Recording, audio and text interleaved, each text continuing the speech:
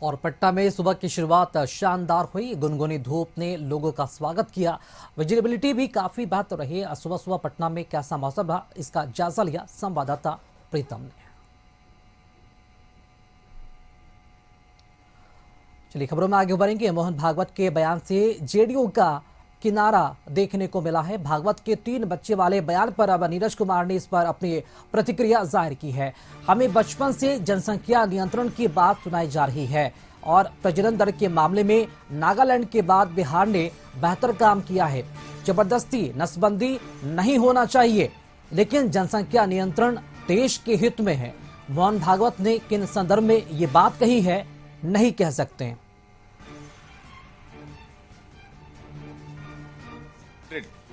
अगर विकसित राष्ट्रों कोई जनसंख्या वृद्धि की चिंता नहीं करता, जनसंख्या को नियंत्रित करने की चिंता करता है। और देश के अंदर में एनएफएचएस की रिपोर्ट है, 5 की रिपोर्ट है कि नागालैंड के बाद अगर देश में प्रजनन दर किसी ने नियंत्रित किया तो बिहार ने किया।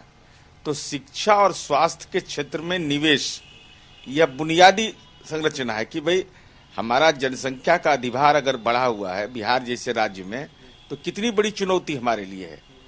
और जबरन नसबंदी करा करके उसका राजनीतिक लाभ लेना, ये कांग्रेस की कार्यप्रणाली रही, इसका दुष्परिणाम हुआ है।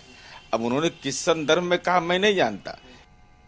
1 to 100 अगर विकसित राष्ट्रों कोई जनसंख्या वृद्धि की चिंता नहीं करता, जनसंख्या को नियंत्रित करने की चिंता करता है।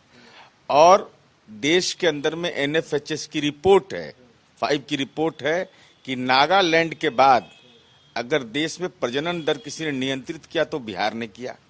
तो शिक्षा और स्वास्थ्य के क्षेत्र में निवेश यह बुनियादी संरचना है कि भाई हमारा जनसंख्या का अधिभार अगर बढ़ा हुआ है बिहार जैसे राज्य में, तो कितनी बड़ी चुनौती हमारे लिए है। और जबरन नसबंदी करा करके उसका राजनीतिक लाभ लेना, ये कांग्रेस की कार्यप्रणाली रही, इसका दुष्परिणाम हुआ है। अब उन्होंने किस संदर्भ में कहा मैं नहीं जानता।